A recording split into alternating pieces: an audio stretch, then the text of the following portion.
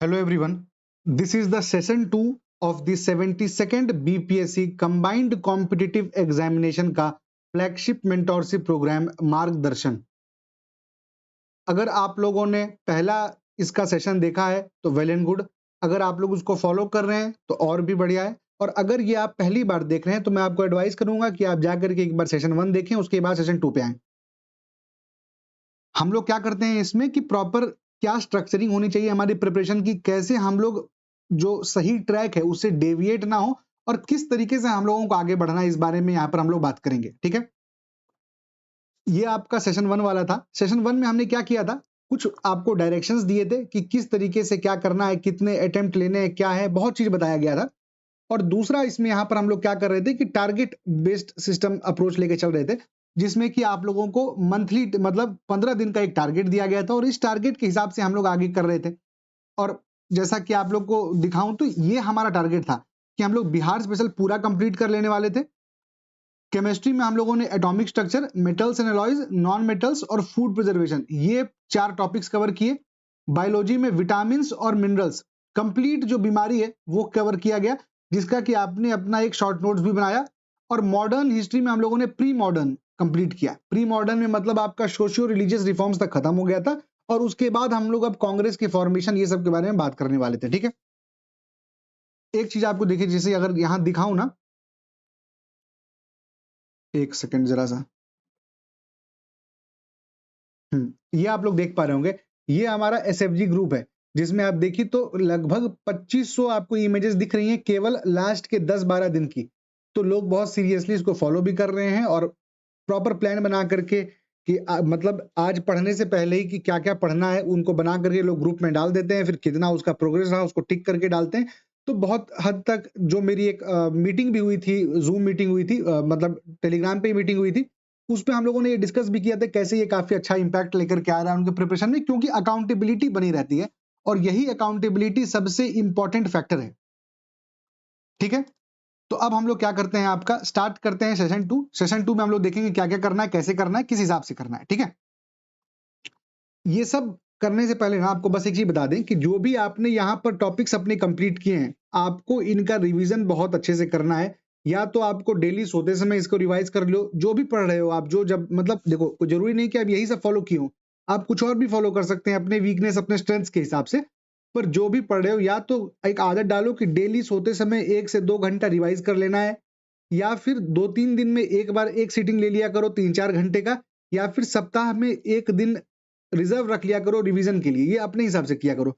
हम क्या करते थे कि 2-3 दिन में एक सीटिंग ले लेते थे 3-4 घंटे का, इस तरीके से रिवाइज करते थे। और जो भी आप पढ़ लें, कितना भी पढ़ लें, आपका पढ़ाई से सिलेक्शन होगा ही नहीं। हम ये बार बार बोले हैं कि एक मीडियोकर स्टूडेंट, एक मीडियोकर टीचर और मीडियोकर रिसोर्सेज के साथ सिलेक्शन ले लेगा, और वहीं एक ब्राइट स्टूडेंट, ब्राइट टीचर और ब्राइट रिसोर्सेज के साथ भी, मतलब एक्सलेंट रिसोर्सेज के साथ भी सिलेक्शन नहीं ले पाएगा अगर वो रिवीजन नहीं करता है। तो इसीलिए कह रहे हैं कि क्वांटिटी मैटर नहीं करता है, क्वालिटी मैटर करता है विथ रिपीटेड आइटरेशंस।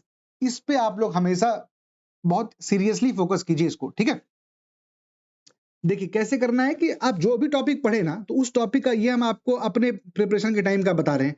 जो भी हमको पेनिनसुलर रिवर्स पढ़े थे, पहला दिन मान लो 23 अगस्त को पढ़े, उसके बाद हम 24 अगस्त को पढ़े, फिर 26 अगस्त को पढ़ लिए, क्योंकि पेनिनसुलर रिवर्स का मेरे माइंड में एक डर भी था। तो फिर 27 अगस्त को पढ़े, फिर 9 को पढ़े, करके हम 7 आइटरेशन लेके चलते थे। अब आप सोच रहे होंगे कि यार ये सब में तो किया नहीं तुम, तो आगे दिखाएंगे। पर हम फिर उसको एक्सेल में शिफ्ट कर लिए थे। तो एक्सेल में क्या है कि आप डेट डालिएगा तो खुद ले लेता था। जैसे ओशियन करंट है तो हम पहले 19 जुलाई को किए, यस, 20 जुलाई को कर लिए, 22 जुलाई को किए। लोकल मीट्स है मान लीजिए, या फिर पॉलीमर्स है, पॉलीमर 20 जुलाई को किए, 21 जुलाई को नहीं किए तो वो खुद ही रेड कर दिया, फिर 23 जुलाई को कर लिए कंप्लीट। तो इस तरह से आपके पास ना एक अकाउंटेबिलिटी रहेगा। हम फिर कह रहे हैं कि आपको देख के लग रहा होगा कि यार इतना ये सब जरूरी है क्या, ये सब थोड़ा ज्यादा अननेसेसरी नहीं हो गया। बात आपकी सही है, इतना जरूरी नहीं है करना। पर अगर ये वाले, क्योंकि ना देखो कट ऑफ तो 90-91 रहता है, हम जैसे मेरा कट ऑफ 91 था, तो कट ऑफ, या फिर हाँ 88 था शायद, ठीक है जो भी हो, तो जो भी कट ऑफ रहता है भाई, उससे 1-2 नंबर 4-5 नंबर लाने के लिए इतना मेहनत करने की जरूरत नहीं है।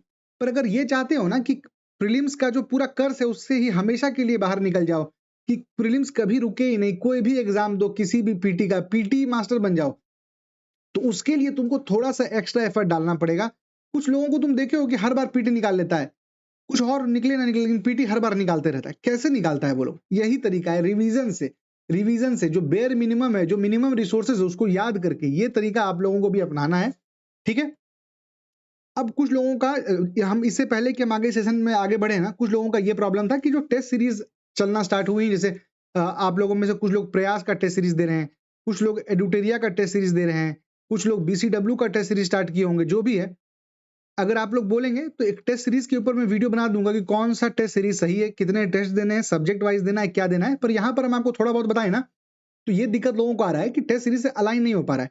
तो एक बात समझो, जो जनरली टेस्ट होते हैं ना, वो स्टार्ट आपके एंशियंट हिस्ट्री से करेंगे, फिर मेडाइवल में जाएंगे, फिर मॉडर्न में जाएंगे, मतलब एंशियंट मेडाइवल का शायद एक टेस्ट ले लेता है, उसके बाद फिर साइंस में इस टाइप से बढ़ता है। मेरे हिसाब से अभी एंशियंट मेडाइवल को पढ़ के बहुत फायदा है नहीं। हम जब तुमसे बात कर रहे हैं, ये अप्रैल का महीना है, उसके बाद मई आएगा, उसके बाद जून आएगा, उसके बाद जुलाई आएगा। तो अगर हम मई महीने में इस चीज को करेंगे ना, तो वो थोड़ा बेटर रहेगा, क्योंकि अप्रैल में पढ़ भी लेंगे। ये चीजें जनरली फैक्ट बेस्ड रहती हैं, कि मतलब रटने वाला मैटर इसमें ज्यादा रहता है। तो ये रटने के लिए अभी से परेशान होने की जरूरत नहीं है, थोड़ा सा बाद में करेंगे, अभी मेजर चीजों को निपटा देना चाहिए। क्योंकि अभी से पढ़ने पे ना वो बार बार रिवीजन ज्यादा उसको करना पड़ेगा, उस ज्यादा समय ले लेगा। अगर मई में करेंगे तो 2-3 रिवीजन निपटाएंगे, तब तक हमारा काम हो जाएगा, सवाल इससे निकल जाएंगे, ठीक है। तो मेरे हिसाब से एंशिएंट मेडाइवल पढ़ने का अभी तो सही समय नहीं है, खासकर अप्रैल में तो सही समय नहीं है, ठीक है। फिर भी अगर आप लोग बोलेंगे तो एक टेस्ट सीरीज के हिसाब से एक वीडियो बना दिया जाएगा कि कैसे लेना है टेस्ट सीरीज, क्या करना है, सब्जेक्ट वाइज कितने, फुल लेंथ, सब चीज, ठीक है, बढ़िया। और फिर भी अगर आपको लगता है कि नहीं, हमको टेस्ट सीरीज सब्जेक्ट वाइज देना है, देखो देखो दिक्कत क्या है ना, कि अपने को सब्जेक्ट वाइज टेस्ट सीरीज देने की जरूरत नहीं है भाई। अगर तुमको सब्जेक्ट वाइज टेस्ट सीरीज देना है ना, मतलब अगर इतना ही मन है ना, तो पीवाईक्यू बनाओ ना। बोल रहे हो कि पीवाईक्यू बन गया, यूपीएससी के पीवाईक्यू बनाओ, यूपीएससी के पीवाईक्यू बन गए तो सीडीएस, सीएपीएफ, मतलब अगर सीएससी वाला बन गया तो ये बनाओ। उसके बाद भी अगर बच जाता है तुम्हारे पास एनर्जी, तो फिर एनडीए वाले बनाओ। मैं कह रहा हूं कि पीवाईक्यूज पे ज्यादा फोकस करो, रादर देन कोई रैंडम टेस्ट सीरीज के, ठीक है, खासकर सब्जेक्ट वाइज। और फुल लेंथ भी क्यों बनाना है? टेम्परामेंट के लिए बनाना है, हम बता देंगे एक वीडियो बना करके, अगर आप लोग बोलिएगा तो। अगला 30 दिन की बात करेंगे हम लोग। देखो पिछली बार वीडियो में हम लोग 15 दिन का किए थे, इस बार 15 दिन का इसलिए नहीं कर रहे हैं ना, क्योंकि इसी समय पे एडीओ का एग्जाम रहेगा, तो लोग थोड़ा ऑलरेडी परेशान रहेंगे, तो हम इसीलिए इस पूरे महीने का इसमें निपटाया जा रहा है, ठीक है। क्या क्या पढ़ने वाले हैं हम लोग? मॉडर्न हिस्ट्री कंप्लीट करेंगे, सेकंड पार्ट। देखो मॉडर्न हिस्ट्री को 3 पार्ट में बांटे हैं, ठीक है। पार्ट 1 आप लोग कर चुके हैं ऑलरेडी, पार्ट 2 अभी हम बताएंगे, पार्ट 3 अभी बचा हुआ है, ठीक है। बायोलॉजी में थोड़ा कुछ करना है, केमिस्ट्री में थोड़ा बहुत करना है, करंट अफेयर्स को इस बार ऐड किया गया है, इसके बारे में थोड़ा गौर से सुनिएगा। मैपिंग, एंशिएंट हिस्ट्री और मुगल्स, इतना मोटा मोटी हम लोग को एक महीने में करना है। आपको खुद से अपना इसका एक डिवाइड करना होगा, किस तरीके से करना है, हम थोड़ा बहुत आगे जा करके एंड में आपको बताएंगे, ठीक है। देखो हम लोग कहां तक कर लिए थे भाई? सोशियो रिलीजियस रिफॉर्म्स तक कर लिए थे, और हम आपको ये भी कहते हैं कि कोशिश कीजिएगा जो कंफ्यूजिंग टॉपिक्स है उसका आप एक अपना खुद का नोट जरूर बना के चलिए, ठीक है। अब आपको इस बार इस महीने में क्या करना है, 11 से लेकर के 34 तक, ये जो आपके हैं ना, तकरीबन तकरीबन 20 से 25 टॉपिक, ये आपको निपटाना है। अब आप देखेंगे जिसमें कुछ कुछ टॉपिक जो है, formation of Swaraj party is a very small chapter, Lahore session बहुत ही स्मॉल चैप्टर है, तो कुछ बड़े चैप्टर भी हैं, गांधी। तो इस हिसाब से आपको डेली, अगर आप एक सीटिंग लेते हैं मॉडर्न हिस्ट्री का, अगर आप डेली एक सीटिंग लेते हैं मॉडर्न हिस्ट्री का, तो आप इनको अच्छे से पढ़ भी लेंगे, अच्छे से आपका इसका नोट्स भी बन जाएगा। और फिर वही बात है, सबका आपको नोट्स बनाना भी नहीं है। ये वीडियो अगर आप देखेंगे ना, तो बहुत अच्छे से बता दिया गया है क्या तरीका होना चाहिए पढ़ने का, कैसे पढ़ना है, पूरा हिस्ट्री को एकदम बिट बाय बिट डिकोड कर दिया गया है, तो आप इससे इसको फॉलो कर सकते हैं। दूसरी बात जहां तक रही कि आपको टेलीग्राम पर हिस्ट्री का जो टूल किट है, उसमें आपको सब चीज, वीडियो, पीडीएफ, दलगाड़ दर्पण, बुक्स तवा का मटेरियल, प्रतीक नायक सर का मटेरियल, गवर्नर जनरल के, मतलब जो ये मेन थीम के डॉक्यूमेंट्स, इनको कैसे यूज करना है इसमें बताया गया है। इनको जरूर देखिएगा, तभी आपको सही तरीके से समझ में आएगा कि कम मेहनत से कैसे ज्यादा कर सकते हैं, मतलब कि अननेसेसरी वॉन्डर नहीं करना है अपने को, ठीक है।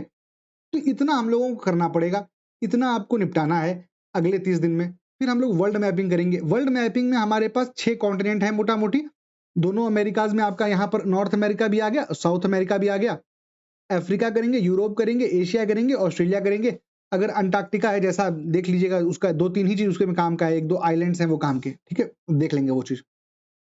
कहां से करना है?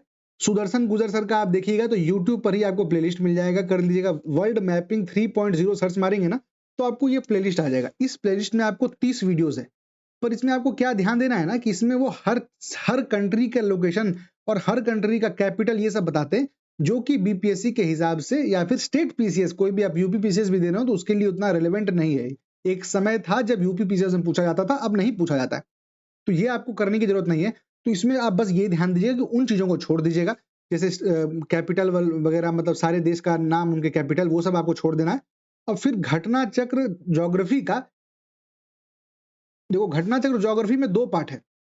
ये जो 2 पार्ट है, एक पार्ट आपका इंडियन वाला है, दूसरा आपका वर्ल्ड वाला है। तो इस वर्ल्ड वाले में वर्ल्ड मैपिंग का क्वेश्चन को डिस्ट्रीब्यूट किया गया हुआ है, मतलब बीच बीच में इंपॉर्टेंट सीज आपको मिलेगा, ओशियन करेंट्स मिल जाएगा, जैसे फिर रिवर्स मिल गया, कोरल रीफ्स मिल गया, उसमें भी आपको जो जो मेन कोरल्स हैं उनके बारे में मिलेगा।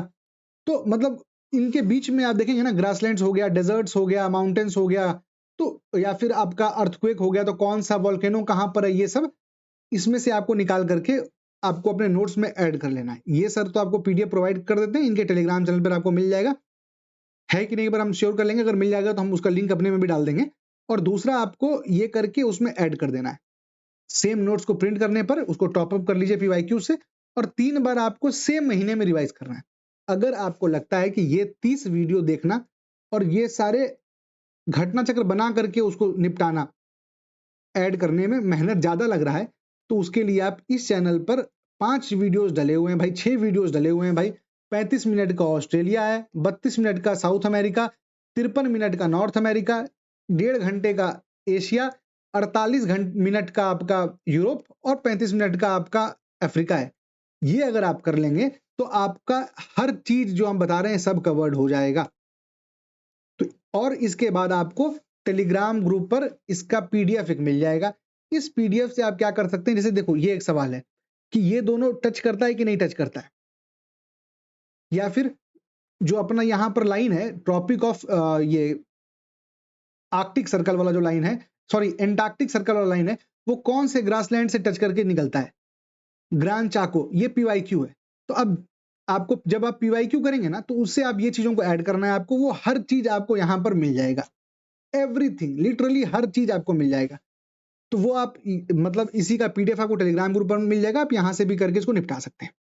तो आपको समझ में आ गया 2 चीज क्या निपटाना है, एक आपको हिस्ट्री निपटाना है मॉडर्न ये वाला, उसके बाद आपको ज्योग्राफी का वर्ल्ड मैपिंग को अच्छे से निपटाना है और 3 बार रिवाइज करना है। किसी भी सोर्स से करो, सुदर्शन सर वाले से करोगे तब भी 3 बार रिवाइज करना है, इससे करोगे तब भी 3 बार रिवाइज करना है, ठीक है। दूसरा आपको अब बायोलॉजी पे आते हैं।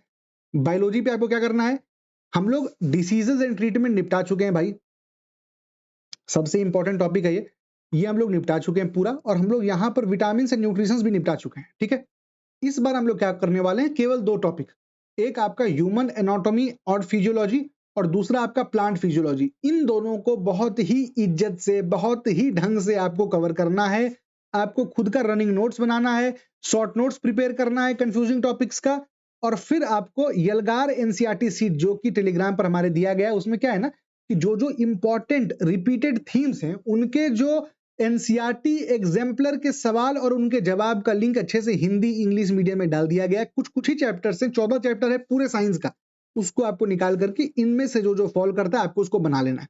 कैसे करना है, क्या करना है, कौन सा वीडियो देखना है, कहां से नोट्स बनाना है, किसका पीडीएफ कहां मिलेगा, हर चीज आपको इस वीडियो पे बता दिया गया है। 37 मिनट का वीडियो है, लगभग 30,000 लोग इसको देख चुके हैं। बहुत ही एक्सटेंसिव वीडियो है भाई, बहुत ही बढ़िया तरीके से बताया गया, ठीक है।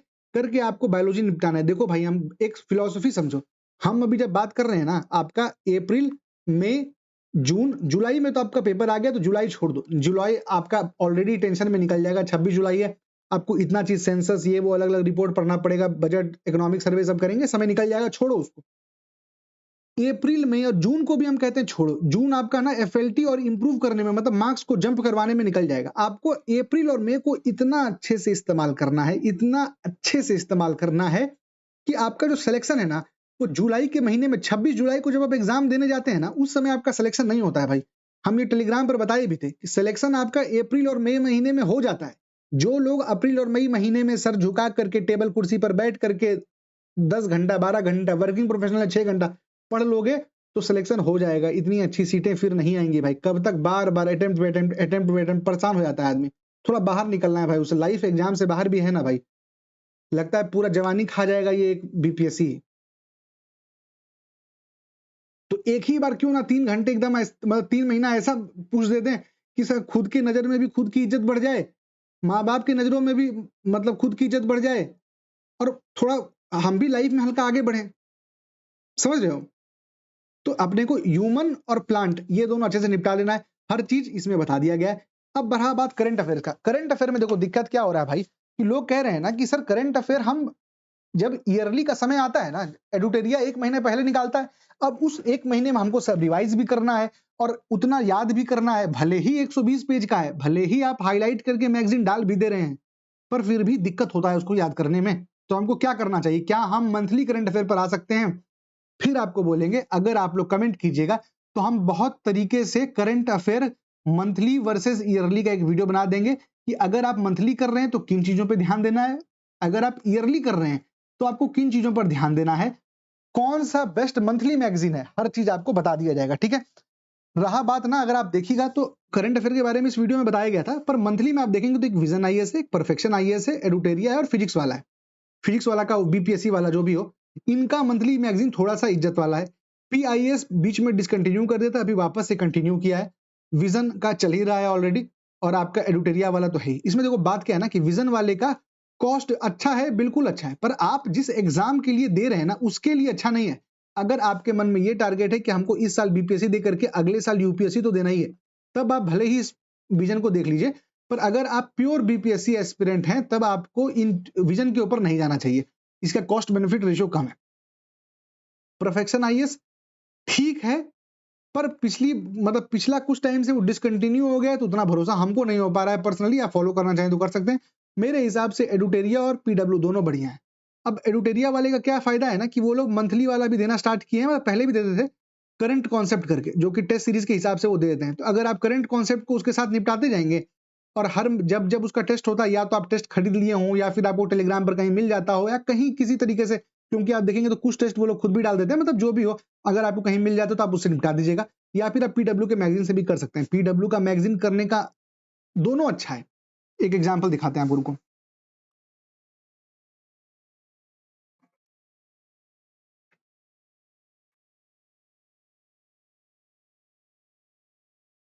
ये है आपका, दिख रहा है क्या आपको?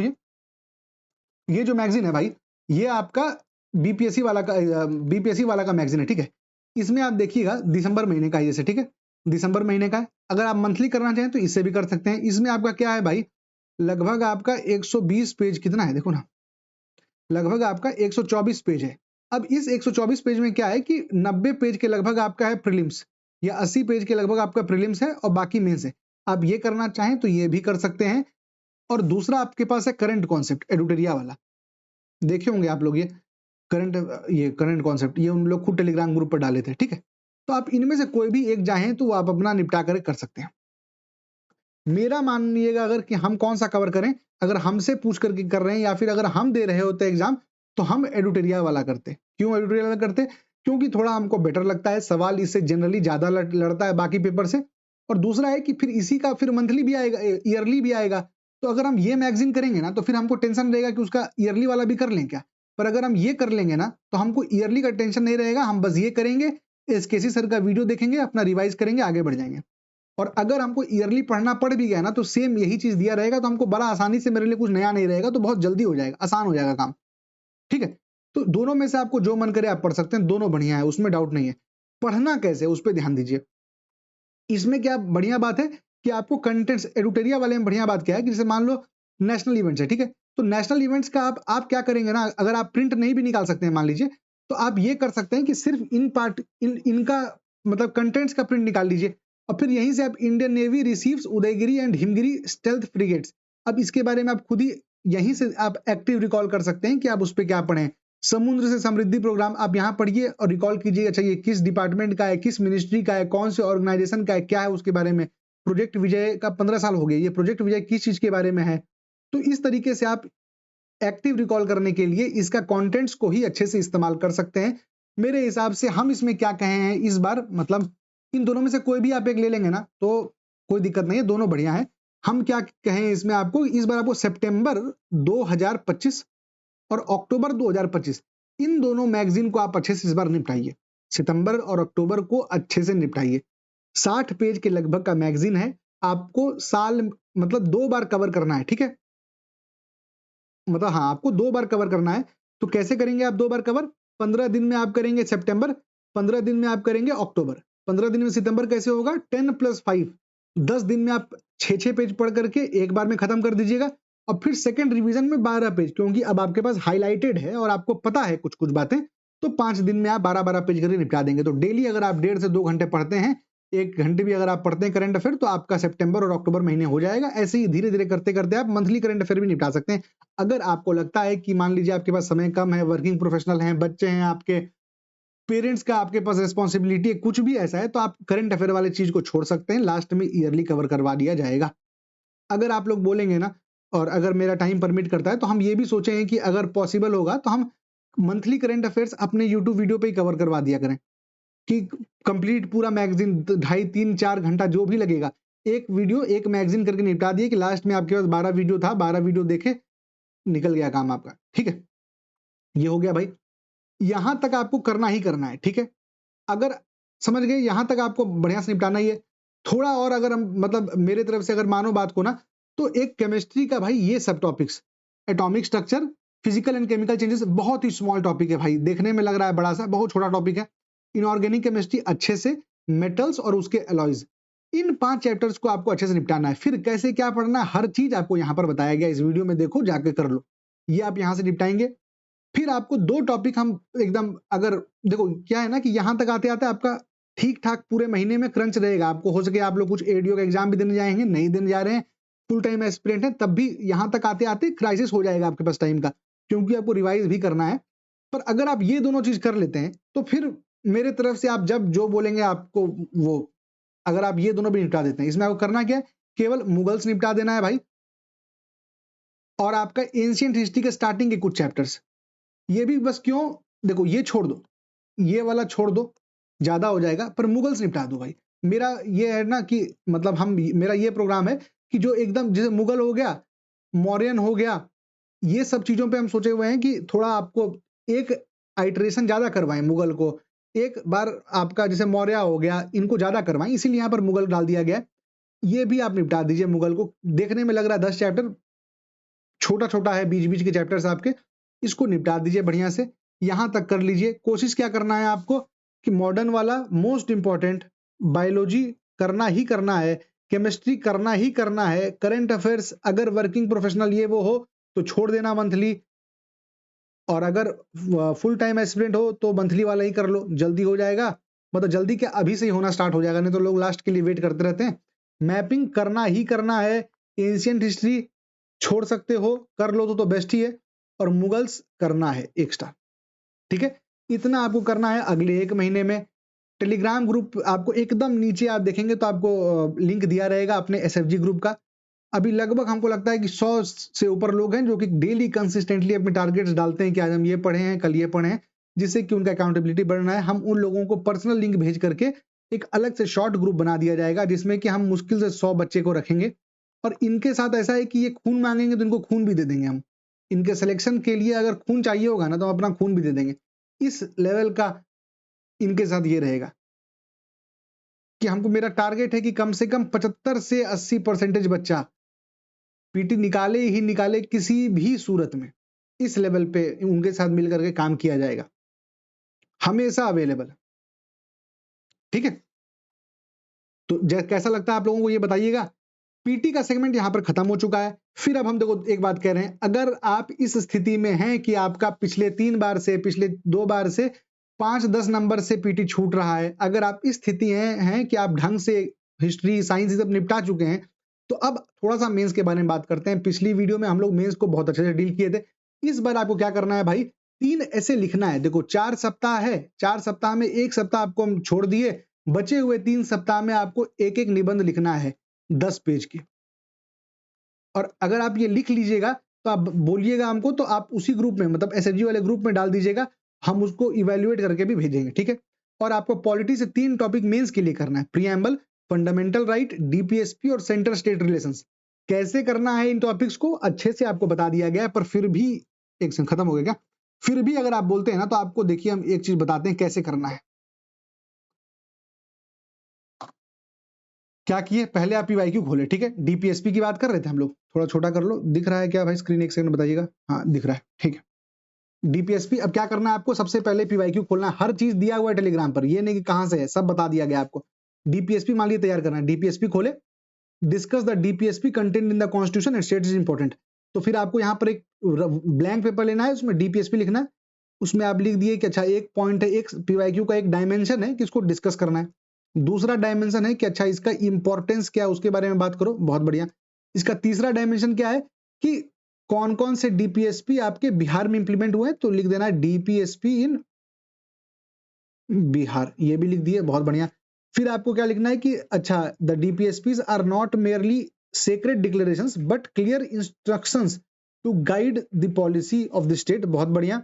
Do and state at what extent, मतलब व्याख्या कीजिए, जो कि हम ऑलरेडी कर चुके हैं, डीपीएसपी इन बिहार, और बताइए कि वे व्यवहार में कहां तक लागू हुए हैं, तो मतलब लिमिटेशंस इन इम्प्लीमेंटेशन कहां तक लागू है, जिसमें आपको बताएंगे कि भैया जो आर्टिकल 44 था वो आज तक इंप्लीमेंट नहीं हुआ है, जिसमें आप बताएंगे कि जो आपका आर्टिकल 41 जिसमें कि पीईडब्ल्यू की बात की जाती थी, तो आज भी आप देखिए तो डिसगाइज्ड एम्प्लॉयमेंट का, अनएम्प्लॉयमेंट का ये कंडीशन है, आज भी आप देखिए तो लैंडलेस टेनेंट्स एक बहुत बड़ा प्रोपोर्शन रखते हैं। तो इस तरीके से आपको उसका लिमिटेशंस जानना है, फिर आप इसी पेपर में लिख दीजिए अच्छा लिमिटेशंस। फिर ये सेम चीज है, क्या है कि the positive direction of the constitution are a charter of social and economic. हमको पता है ना कि जस्टिस 3 तरीके का बताया गया है, सोशल, इकोनॉमिक, पॉलिटिकल। पॉलिटिकल आपका फंडामेंटल राइट से होता है, और सोशल और इकोनॉमिकल आपका डीपीएसपी के द्वारा होता है, तो उस बारे में बात करेंगे। तो यहां पर बस लिख लीजिए social and economic diplomacy, democracy, ठीक है। फिर एग्जामिन द रेलेवेंस ऑफ भारतीय नागरिक सुरक्षा संहिता, ये उस समय का करंट अफेयर हो गया, कोई दिक्कत नहीं, छोड़ दीजिए। और फिर आपका uniform civil code current affair हो गया। अब आपको पता चल गया कि जब आप डीपीएसपी पढ़ने वाले हैं तो आपको उसका डिस्कस के बारे में पता होना चाहिए, इंपॉर्टेंस पता होना चाहिए, डीपीएसपी का बिहार में किस तरीके से लागू हुआ है, जिसमें आप दिखाइएगा कि भैया आर्टिकल 47 देखो, आर्टिकल 45 देखो, किस तरीके से लागू हुआ है। 45 क्या कहता है, बच्चों को पढ़ाने के बारे में कहता है। फिर आप उसमें बताइए कैसे कस्तूरबा गांधी विश्वविद्यालय बना है, कैसे student credit card scheme, credit card दिया जा रहा है, कैसे मुख्यमंत्री को साइकिल वाला जो चल रहा है भाई, बालिका साइकिल योजना, वो सबको आपको बताना है उसमें। फिर लिमिटेशंस बता देंगे आप, और डेमोक्रेसी वाला एंगल बता देंगे। अब आपको पता लग गया कि जब आप डीपीएसपी पढ़ेंगे तो किस किस नजर से पढ़ेंगे। अब खोलेंगे हम पॉलिटी का डॉक्यूमेंट, ये कौन सा है भाई आपके, ये आपका एडुटेरिया का है। इसमें आपको बता दिया गया है कि अच्छा भारतीय संविधान के नीति निदेशक तत्व, मतलब डीपीएसपी की बात हो रही, बहुत बढ़िया। भारतीय संविधान में इसका महत्व, इंपॉर्टेंस, बहुत बढ़िया, पढ़ लेंगे। मूल अधिकार और नीति निदेशक तत्व की वरीयता और पूरक, अच्छा मतलब कि फंडामेंटल राइट और डीपीएसपी जो है, ये दोनों कहीं ना कहीं एक दूसरे को सप्लीमेंट करता है, कॉम्प्लीमेंट करता है, उस बारे में बढ़िया से पढ़ लीजिएगा। बिहार में किस तरीके से इसका क्रियान्वयन किया गया, और बाकी ये आप देखिए, यूनिफॉर्म सिविल कोड छोड़ सकते हैं अभी, करंट फिर बाद में देखा जाएगा। और मूल कर्तव्यों की व्यवहारिकता की परीक्षण, मतलब फंडामेंटल ड्यूटी की बात कर रहा है। अब आप ये खोलिए 8-10 पेज का, इसको बढ़िया से पढ़िए, नोट्स बनाने की जरूरत नहीं है, पढ़िए, समझने की कोशिश कीजिए।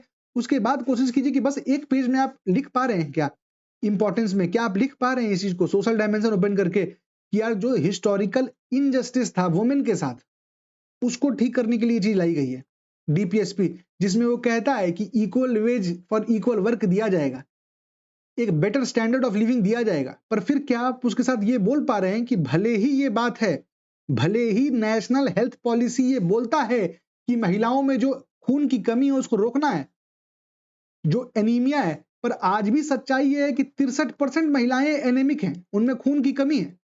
यही तो लिमिटेशन है कि किस हद तक ये इंप्लीमेंट हो चुका है, कहां तक भाई इंप्लीमेंट तो हुआ है।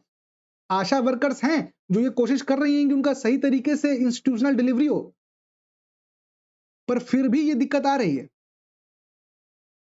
समझ रहे हैं कहने का मतलब? तो ये सब पढ़िए और कोशिश कीजिए कि एक A4 में आप खुद से लिख पा रहे हैं, महसूस कर पा रहे हैं चीजों को।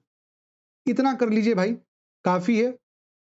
टेलीग्राम चैनल पर आप अपना प्रोग्रेस को पोस्ट करते रहिएगा। कुछ सही गलत जो आपको अपने मन में आए ना, कमेंट में जरूर बताइएगा, हम उसको रिस्पॉन्ड करके आपका ये जो भी क्वेरी को सॉल्व करने की कोशिश करेंगे। धन्यवाद।